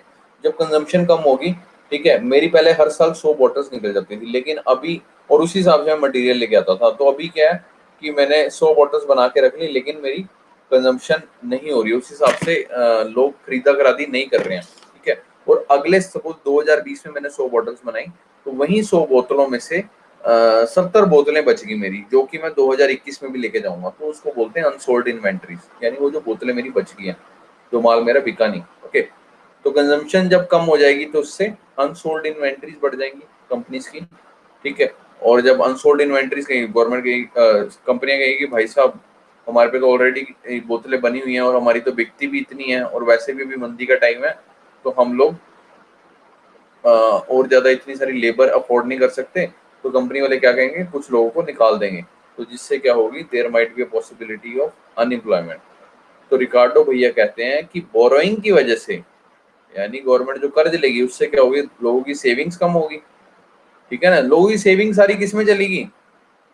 गवर्नमेंट सिक्योरिटी में चलेगी। गवर्नमेंट सिक्योरिटी में चलेगी, यानी लोगों के पास कुछ पैसा नहीं बचा इन्वेस्ट कंजम्पशन करने के लिए कि भाई साहब मोबाइल ले लूं, एलईडी ले लूं, कार ले लूं, क्योंकि सारा पैसा किस में डाल दिया? गवर्नमेंट सिक्योरिटी में डाल दिया। और जब लोगों की कंजम्पशन कम हो जाएगी तो इससे क्या होगा? अनसोल्ड इन्वेंटरीज कंपनी की बढ़ जाएंगी। ठीक है। और इससे there is a possibility of unemployment, इससे भैया बेरोजगारी भी बढ़ सकती है। लेकिन रिकार्डो भैया की थ्योरी को माना नहीं गया, इसको जस्टिफाई किया गया। जैसा कि वो रिकार्डो भैया क्या कहते हैं कि बोरोइंग अगर गवर्नमेंट करेगी तो इससे क्या होगा? डिमांड कम हो जाएगी और सेल कम हो जाएगी, कंपनीज की सेल कम हो जाएगी। वो मैंने आपको बताया ना, अनसोल्ड इन्वेंट्रीज बच जाएंगी और डिमांड कम हो जाएगी, क्योंकि लोगों ने सारा पैसा किसमें इन्वेस्ट कर लिया? गवर्नमेंट सिक्योरिटी में। ठीक है। तो उस केस में यानी कंजम्पशन कम होगी, इन्वेस्टमेंट कम होगी। लेकिन हमने काउंटर साइक्लिकल फिस्कल पॉलिसी में क्या पढ़ा है कि गवर्नमेंट को एक्सपेंडिचर करना चाहिए, और गवर्नमेंट को एक्सपेंडिचर करने के लिए पैसे चाहिए भाई। वो पैसे कहाँ से करेगी? बोरो करेगी, कहीं से उधार मांगेगी। वो कहता है अगर डेविड रिकार्डो सही है तो कर्ज के लिए पैसों में सरकारी खर्च में बढ़ोतरी के चलते बाजार में कंजम्पशन कम हो जाएगी, डेविड रिकार्डो का कहना है। लेकिन ऐसा नहीं होगा, अभी आपको बताते हैं कैसे। इकोनॉमिक सर्वे ने भाई साहब एनालिसिस करा कि भाई साहब डेविड रिकार्डो की बात सही है कि नहीं है, क्या इससे गवर्नमेंट एक्सपेंडिचर में कमी आएगी या नहीं आएगी। उसने एनालिसिस किया नेहरू गांधी एरा का, यानी इंदिरा गांधी नेहरू के टाइम पे देखा, और उन्होंने ये पाया कि रिकार्डो की जो थ्योरी है इनवैलिड है इंडियन कंटेक्स्ट में। ठीक है, यानी भारत के संदर्भ में ये इनवैलिड है। So for V shaped recovery, यानी जो इकोनॉमी का ग्राफ जो नीचे की तरफ आ गया, इसकी रिकवरी करने के लिए गवर्नमेंट को तो भाई साहब बोरो करनी पड़ेगी without worrying about reduce in consumption. ठीक है, यानी कि कोरोना के बाद अर्थतंत्र का पुनर्द्वार करने के लिए धनाधन कर्ज लेना चाहिए सरकार को। और रिकार्डो की बात भारत के परिप्रेक्ष्य में सत्य नहीं है। क्यों नहीं सत्य है? क्योंकि मैंने आपको बताया काउंटर साइक्लिकल फिस्कल पॉलिसी में क्या होगा सर, अब गवर्नमेंट को एक्सपेंडिचर करना है, वो तो समझ में आ गया ना, काउंटर साइक्लिकल फिस्कल पॉलिसी में गवर्नमेंट को एक्सपेंडिचर करना है। अब government counter cyclical fiscal policy में आपने देखा होगा टैक्सेस तो ले नहीं सकती। ये काउंटर साइक्लिकल फिस्कल पॉलिसी में मैंने आपको बताया था टैक्सेस तो ले नहीं सकती, रिसेशन के टाइम पे टैक्सेस नहीं लेगी, तो गवर्नमेंट एक्सपेंडिचर करेगी कहाँ से? गवर्नमेंट के पास पैसा कहाँ से आएगा? जाहिर सी बात है बोरो करके।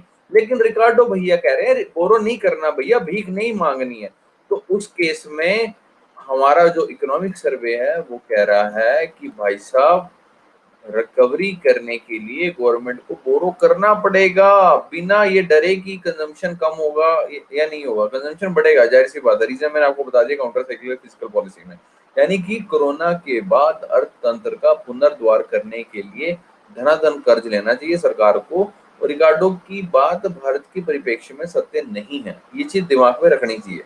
ये समझ में आया? उसके बाद आगे पूरा कंसेप्ट समझ में आएगा, सारे लेक्चर को मैं लिंकअप कर दूंगा। काउंटर साइक्लिकल फिस्कल पॉलिसी समझ में आई, रिकार्डो की बात कैसे काउंटर साइक्लिकल फिस्कल पॉलिसी कैसे कम कर रही है, समझ में आई बच्चा लोग? चलो आगे चलते हैं सर।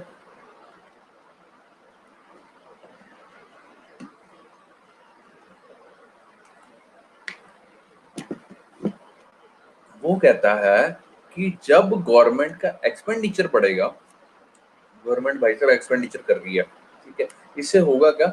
इससे होगा सर मल्टीप्लायर इफेक्ट होगा जीडीपी के ऊपर, ठीक है, और इकोनॉमी के ऊपर होगा, यानी हमारे देश की अर्थव्यवस्था के ऊपर। एग्जांपल देखो, सपोज करो गवर्नमेंट ने 100 रुपए लिए कि भाई साहब मेरे को इंफ्रास्ट्रक्चर प्रोजेक्ट डेवलपमेंट करनी है भारत में। सपोज करो 100 रुपए लिए कि मेरे को टनल बनाना है, ब्रिज बनाना है, ठीक है, नॉर्थ ईस्ट में एक ब्रिज बनाना है।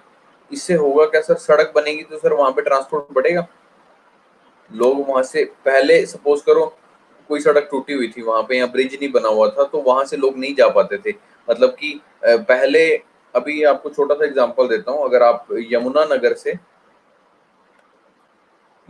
से आपको अंबाला जाना हो, ठीक है, तो रास्ते में साहा पड़ता है, ठीक है। अब साहा की ना रोड टूटी पड़ी है, बहुत ज्यादा टूटी पड़ी है, तो लोग क्या करते हैं, यमुना नगर से अंबाला जाने के लिए वो वाया साहा ना जाके वाया कहाँ जाते हैं? वाया शाहबाद जाते हैं, शाहबाद, ठीक है। और ये रास्ता उनको पड़ता है लंबा, ठीक है। तो पब्लिक कहती है अरे यार यहाँ तो बड़ा टाइम लग जाता है, शाहबाद से रास्ते में बड़ा टाइम लग जाता है। तो गवर्नमेंट अभी क्या कर रही है कि साहा की रोड को बढ़िया बना रही है ताकि ये जो जर्नी है यमुना नगर से अंबाला की कम हो जाए, ठीक है। जब कम हो जाएगी, जब उसमें देखेगा कि अरे यार यमुनानगर से अंबाला का तो 1 घंटे का रास्ता है, अब तो हम दिन में 2 बार गाड़ियां भेज सकते हैं अपने माल की, समझे मेरी बात?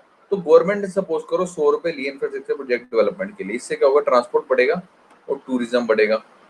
भाई साहब टैक्सी टैक्सी बढ़ेगी, टैक्सियां बनेंगी और ज्यादा टैक्सियां बनेगी, स्टील का उत्पादन होगा, है ना। होटल्स में लोग आने शुरू होंगे, टूरिज्म बढ़ेगा, होटल बेड्स भी बनेंगे, होटल जब होटल में लोग आने शुरू होंगे होटल के बेड्स भी बिकेंगे, है ना, गद्दे बिकेंगे, गद्दों में रुई वालों का काम होएगा, ठीक है, कर्टेन्स वगैरह उसमें जो होटल में लगते हैं उनका भी, यानी कि स्टील की प्रोडक्शन बढ़ जाएगी, सीमेंट की प्रोडक्शन बढ़ जाएगी, होटल वगैरह बनेंगे, बढ़िया सड़क बन जाएगी, तो ठीक है। अब जैसे सपोज करो राम मंदिर बन रहा है इधर अयोध्या में, ठीक है, अब उसके आसपास उसकी विसिनिटी में जितने भी एरियाज है वहाँ बढ़िया बढ़िया होटल बन जाएंगे, वहाँ जमीनों के दाम बढ़ जाएंगे एकदम से। समझे क्या लॉजिक आता है? आप हर चीज को रिलीजियस एंगल से मत देखो, आप उसको इकोनॉमिक एंगल से देखो कि इससे हमारे देश की अर्थव्यवस्था में कितना सुधार आएगा। अब बार बार से लोग आएंगे अरे यार वहाँ राम मंदिर बना है वो देख के आना है, समझे मेरी बात? अब उसकी विसिनिटी में जितने भी होटल्स हैं, जितने भी प्रॉपर्टी हैं, सबके दाम बढ़ जाएंगे, वहाँ हर चीज मतलब मिल जाएगी आपको, इजिली अवेलेबल हो जाएगी, तो हर चीज की प्रोडक्शन बढ़नी शुरू हो जाएगी। जैसे होटल्स बन रहे हैं तो सीमेंट की प्रोडक्शन होगी, वहां पे टूरिस्ट जाएंगे तो वहाँ गाड़ियां रोज जाया करेंगी, टैक्सीज बढ़ जाएंगी, टैक्सीज बनने के लिए स्टील की प्रोडक्शन बढ़ जाएगी, प्लास्टिक की, ठीक है, टेक्सटाइल मैन्युफैक्चरिंग बढ़ जाएगी, कर्टन्स वगैरह लगेंगे होटल में, ओके। तो यानी कि प्राइवेट इन्वेस्टमेंट भी तो बढ़ेगी ना, गवर्नमेंट ने इधर इन्वेस्टमेंट करी तो इससे प्राइवेट इन्वेस्टमेंट बढ़ी, प्राइवेट इन्वेस्टमेंट बढ़ेगी 150 रुपए, जब जनता इन्वेस्टमेंट करेगी तो भाई साहब गवर्नमेंट फिर टैक्स कलेक्शन भी तो करेगी क्योंकि जनता को मुनाफा हो रहा है, समझे मेरी बात? तो जिससे क्या होगा, गवर्नमेंट लोन को रीपे करने के सक्षम होगी, क्योंकि गवर्नमेंट को लोन जो रीपे करना है, जो कि गवर्नमेंट ने बोरो किया हुआ था भाई साहब, उसको चुकाने के लिए भी तो पैसा चाहिए, उसको चुकाने के लिए पैसा कहाँ से लेगी वो, जनता के ऊपर कर लगा के, यानी टैक्स लगा के। यानी कि सरकारी खर्च में जब बढ़ोतरी करने से क्या होगा, निजी निवेश में भी बढ़ोतरी होगी, तो जिससे क्या होगा, हमारे देश का जीडीपी बढ़ जाएगा। और जीडीपी बढ़ने से क्या होगा, जीडीपी बढ़ने से टैक्स कलेक्शन होगी, टैक्स कलेक्शन होगी तो इससे हम वेलफेयर स्कीम्स में लगा सकते हैं, ठीक है ना, गरीबों का भला कर सकते हैं, ठीक है, जिससे क्या होगा, गरीबी कम हो जाएगी, यानी पॉवर्टी रिड्यूस हो जाएगी, ठीक है। तो गवर्नमेंट बोरो फॉर इंफ्रास्ट्रक्चर, ये समझ में आया, गवर्नमेंट ने इंफ्रास्ट्रक्चर के लिए बोरो किया था, जिससे जीडीपी बढ़ा, जीडीपी बढ़ा जिससे टैक्स कलेक्शन बढ़ेगी, और जिससे हमारी औकात होगी लोन को रीपे करने की। अब बताओ सर, ये चीज ना समझ में आई हो? तो अभी हमने रिकार्डो की बात खारिज कर दी। यहाँ पे रिकार्डो भैया कह रहे थे कि गवर्नमेंट को बोरो नहीं करना चाहिए, ठीक है। अभी हमने आपको बताया बोरो करने के फायदे क्या हैं, बताइए sir.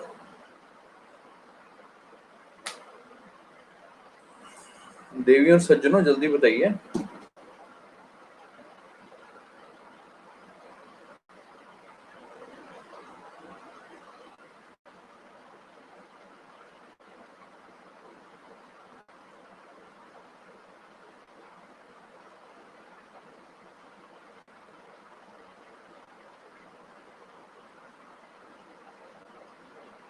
No doubt, very good.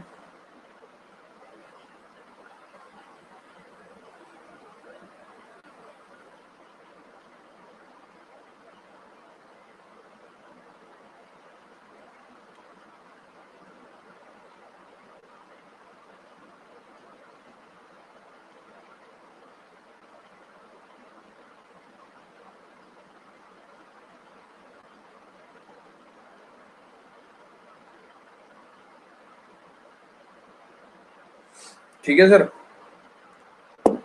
आगे चलते हैं सर। देखो, सिंपल सा कॉमन सेंस यूज करोगे तो ये कुछ भी मुश्किल नहीं है, ओके। अब ये बड़ा इंपॉर्टेंट कंसेप्ट है IRGD, that is interest rate growth differential. ये प्रीलिम्स में क्वेश्चन बन सकता है, आपने बड़े ध्यान से समझना है। ये क्या कहता है, सपोज करो गवर्नमेंट ने लोन लिया था, बाहर से भीख मांगी थी या हमारे देश के अंदर से भीख मांगी थी, सपोज करो, ठीक है। सपोज करो, आईआरजीडी का फॉर्मूला पहले समझ लो। आईआरजीडी का फॉर्मूला क्या होता है, इंटरेस्ट रेट जो ब्याज लगती है उसके ऊपर माइनस ग्रोथ रेट यानी जीडीपी इज इक्वल टू आईआरजीडी होता है, ठीक है। अब सपोज करो गवर्नमेंट ने जो कर्ज लिया था उसका जो ब्याज है वो 6% है, और हमारा जो जीडीपी यानी ग्रोथ रेट है वो हो गया 11%। तो यानी कि आईआरजीडी क्या हो गया, सॉरी आईजीआरडी लिख दिया, आईआरजीडी क्या हो गया हमारा, -5 हो गया ना, 6 - 5, क्योंकि interest rate minus growth rate है, तो 6 - 11 कितना हो गया, -5। यानी कि हम लोग डेट सस्टेनेबल है, यानी जो हमारा कर्ज था वो हम इजिली चुका सकते हैं। तो आप मेरे को बताओ, आईआरजीडी माइनस होना चाहिए तब बढ़िया गवर्नमेंट के लिए या प्लस होना चाहिए? इधर वो कह रहा है कि 6% ब्याज था और ग्रोथ रेट हुआ हमारा 4, तो आईआरजीडी आया +2, 6 में से 4 गए 2। तो आप मेरे को बताओ कि आईआरजीडी माइनस होए तब बढ़िया है या प्लस होए तब बढ़िया, आईआरजीडी कब बढ़िया? नेगेटिव, हाँ नेगेटिव बढ़िया सर। देखो ना, हमारा आईआरजीडी जब नेगेटिव होगा यानी हमारा ग्रोथ रेट बड़ा है, बढ़िया, ठीक है, यानी कि हमारी ग्रोथ इतनी ज्यादा होगी कि हम अपना इंटरेस्ट रेट आराम से चुका सकते हैं, समझे मेरी बात? यानी कि 6% हमने कर्ज भी चुका दिया और 5 रुपए हमारे को मुनाफे में चले गए, हालांकि नेगेटिव टर्म आई है। तो आईआर पेपर में क्वेश्चन आएगा भाई, आईआरजीडी यानी interest rate growth rate differential क्या होना चाहिए, पॉजिटिव या नेगेटिव होना चाहिए कि जिसमें गवर्नमेंट को फायदा हो? तो याद रखना है कि नेगेटिव होना चाहिए, ये बात ध्यान रखना है सर आपने।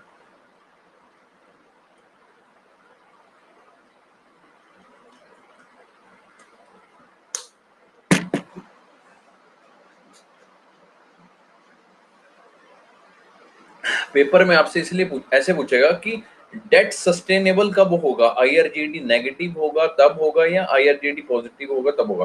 तो याद रखना है आपने, डेट सस्टेनेबल कब होगा, जब आईआरजीडी आपका नेगेटिव हो। तो देख सकते हो सर, रिकार्डो की बात को हमने किस तरह खारिज किया, with the help of IRGD, interest rate growth rate differential की हेल्प से, ओके। उसके बाद बारी आती है सर मल्टीप्लायर इफेक्ट क्या होता है सर। मल्टीप्लायर इफेक्ट अभी आपने सुना होगा, ये जैसे कि लिखा होगा, ये जैसे लिखा कि गवर्नमेंट एक्सपेंडिचर से क्या होगा, मल्टीप्लायर इफेक्ट होगा जीडीपी और इकोनॉमी के ऊपर। अब मल्टीप्लायर इफेक्ट क्या है? मल्टीप्लायर इफेक्ट का मतलब कि जब when there is an injection of new demand into a circular flow of income, मतलब डिमांड इंजेक्ट करी गई है, यानी कि पैसा इन्वेस्ट किया गया जिससे लोगों की डिमांड बढ़ जाए। इसका निचोड़ क्या है पूरी बात का कि someone spending will become someone income income, यानी कि स्पेंडिंग, या किसकी स्पेंडिंग की बात हो रही है? किसने स्पेंड किया था इकोनॉमी में? किसने स्पेंड किया था इकोनॉमी में? गवर्नमेंट ने, वेरी गुड। और इनकम किसकी हुई है? इनकम किसकी हुई है? इनकम किसकी बढ़ी है? जनता की, पब्लिक की इनकम बढ़ी है ना, पीपल की, लोगों की इनकम बढ़ी है। तो someone spending will become someone income, इसको क्या बोलते हैं? Multiplier effect. थोड़ा सा इसका महंगा वर्जन पढ़ लेते हैं। सो जैसे कि लिखा हुआ है, every time when there is an injection of new demand into the circular flow of income, there is likely to be a multiplier effect. Multiplier effect क्या होता है? This is because an injection of extra income leads to more spending. जब extra income लोगों को मिलेगी तो it leads to more spending, लोग खर्चा ज्यादा करेंगे, which creates more income and so on. So the multiplier effect refers to increase in final income arising from new injection of spending. Okay, so it means someone spending will become someone income. बस ये चीज ध्यान रखना। तो वो कहता है कि जीडीपी आपका बढ़ेगा, गवर्नमेंट एक्सपेंडिचर से क्या होगा भैया? मल्टीप्लायर इफेक्ट होगा जीडीपी पे भी, इकोनॉमी पे भी। ओके, इसमें कोई डाउट हो तो सर मल्टीप्लायर इफेक्ट बहुत ही सिंपल टर्म्स है। आपका रह गया सर क्राउडिंग आउट इफेक्ट और इस चैप्टर का निचोड़ आईआरजीडी के बारे में कर ही लेते हैं। क्राउडिंग आउट इफेक्ट क्या होता है आपने सुना होगा। इसमें एक तथ्य ये भी है कि क्या गवर्नमेंट एक्सपेंडिचर करेगी तो उस केस में क्या प्राइवेट इन्वेस्टमेंट कम हो जाएगी? कि गवर्नमेंट इन्वेस्ट कर रही है तो भाई साहब प्राइवेट वाले प्लेयर सारे बाहर निकल गए, अंबानी और बाहर चले गए कि गवर्नमेंट ही करी जा रही है इन्वेस्टमेंट? नहीं सर, इंडिया के कंटेक्स्ट में क्राउडिंग आउट इफेक्ट डिस्करेज नहीं करेगा प्राइवेट इन्वेस्टमेंट को। उसका रीजन इसमें दिया हुआ है। पहली बात, क्राउडिंग आउट इफेक्ट क्या होता है? क्राउडिंग आउट इफेक्ट क्या होता है? क्राउडिंग आउट मतलब कि क्राउड को बाहर निकाल देना, यानी यहाँ पे किस क्राउड की बात हो रही है? प्राइवेट सेक्टर प्लेयर्स की, अंबानी अदानी ये प्राइवेट प्लेयर्स की बात हो रही है। The phenomenon of crowding out of private investment is based on the notion means idea that supply of saving in the economy is fixed. ठीक है, therefore higher fiscal spending, यानी कि जब गवर्नमेंट स्पेंड करेगी इससे क्या होगा? may increase the demand of loanable funds and hence exert an upward pressure on the interest rate, thereby discouraging the private investment. इससे क्या होगी? प्राइवेट इन्वेस्टमेंट कम हो जाएगी। लेकिन इंडिया के कंटेक्स्ट में ये बोला गया है, however for emerging economies such as India, an increase in public expenditure, जब गवर्नमेंट एक्सपेंडिचर करेगी in areas that boost private sector propensities to save and invest and may enable private investment rather than crowding it out. ठीक है, यहाँ तक पढ़ लिया आप सिर्फ कि वो कहता है कि जब पब्लिक एक्सपेंडिचर होगा ना उस केस में क्या होगा?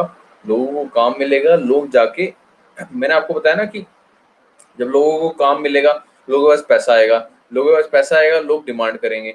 जहां पहले एक आदमी एक मोटरसाइकिल खरीद रहा था, अभी 10 लोगों को काम मिला है तो 10 में से 8 लोग मोटरसाइकिल खरीदेंगे। जब मोटरसाइकिल खरीदेंगे, जब डिमांड बढ़ेगी तो इससे क्या होगा? जो प्राइवेट प्लेयर्स हैं जो मोटरसाइकिल बनाते थे वो मोटरसाइकिल की क्या कहेंगे, प्रोडक्शन को बढ़ा देंगे।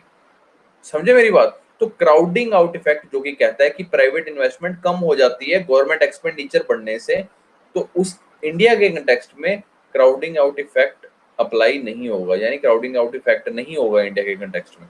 ठीक है, क्योंकि यहाँ पे अलग चीज है। इंडिया के कंटेक्स्ट में जैसे कि कह रहा है, increase in public expenditure in area that boost private sector propensities to save and invest may enable the private investment rather than crowding it out. Crowding it out नहीं होगा। ओके, और इस चैप्टर का निचोड़ क्या है सर वो बताते हैं। अच्छा, पहले ये चीज समझ लो, composition of general government public debt, कि सेंटर ज्यादा कर्ज में है या गवर्नमेंट ज्यादा कर्ज में है, तो याद रखेंगे सेंटर का शेयर ज्यादा। सेंटर 70% कर्जा ले रखा है, स्टेट गवर्नमेंट के पास 30% कर्जा। ठीक है, आपसे पूछ लेगा कि सेंट्रल गवर्नमेंट की जो लायबिलिटी है यानी देनदारी है, जो कर्जा ले रखा है सेंट्रल गवर्नमेंट ने, वो एक्सटर्नल ज्यादा है या इंटरनल ज्यादा है? याद रखना इंटरनल, यानी हमारे देश के अंदर ही है।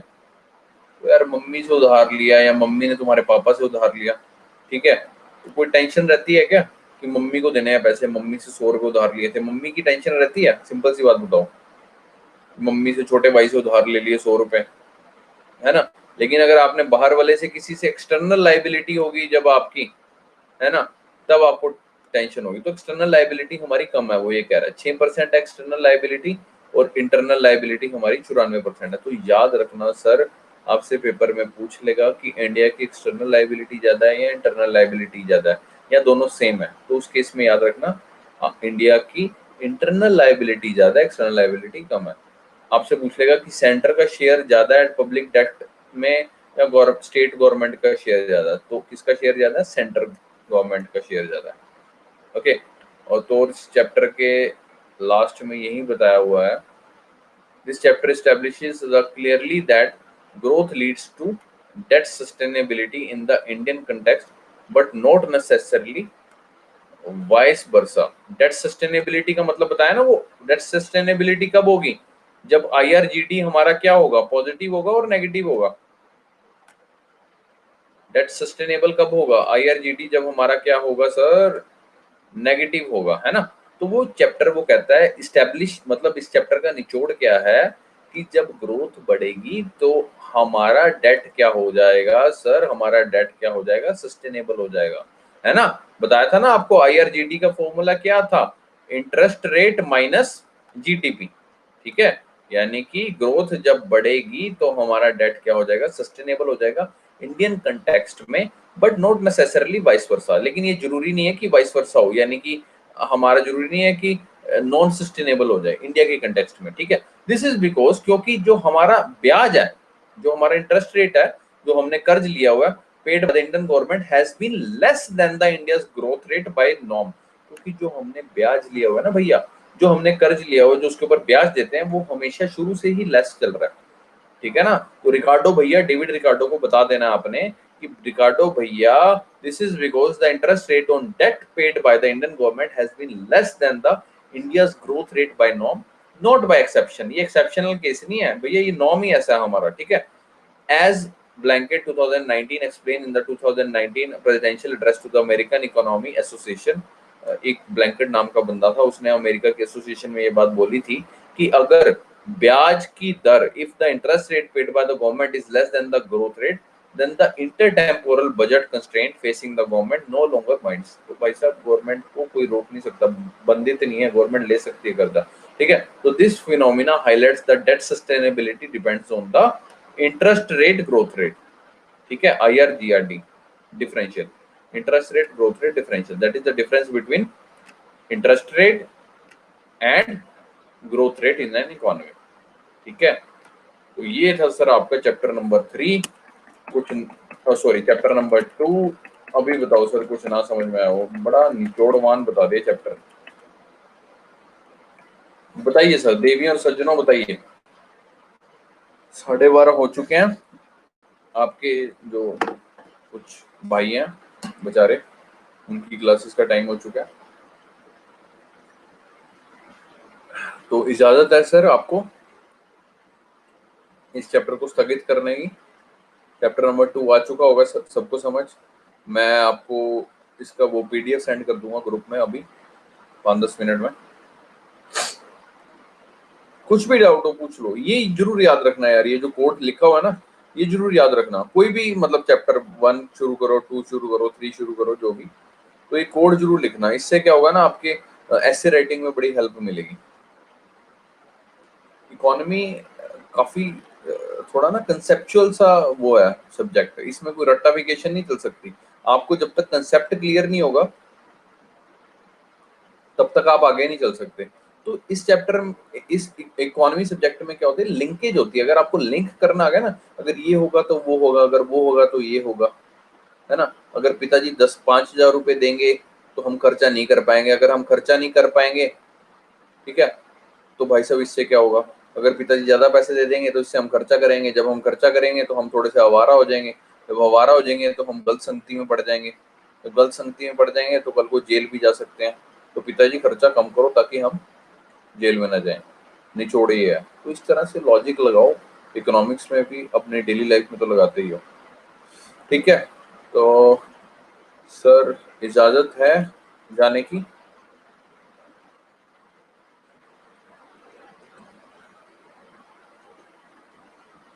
तो इजाजत है जाने की, आई होप कोई डाउट नहीं है। नहीं सर, अच्छा सलाह लेनी थी, अच्छा अच्छा अच्छा अच्छा अच्छा। हाँ सलाह लेनी थी मैंने आपसे, देख लो मतलब क्या दिन आ गया टीचर बच्चों से सलाह ले रहा है। चलो एनीवेज, यार मैं ना एक्चुअली सोच रहा था पिछले ना काफी दिनों से, ऐसा मन में ख्याल आया मेरे को, क्योंकि ना मेरे अंदर ना थोड़े थोड़े दिनों बाद ना नया नया कीड़ा आता है कि अभी ये कर लिया तो ये करके देखते हैं, ये कर लिया तो ये करके देखते हैं, ठीक है। तो दिमाग में ऐसे ही मैं यूट्यूब वगैरह देख रहा था, उस पे देख रहा था कि आजकल ना ये चल रहे हैं बड़े स्टैंड अप कॉमेडियन, देखे होंगे आपने, ये सब देखे होंगे आपने स्टैंड अप कॉमेडियन।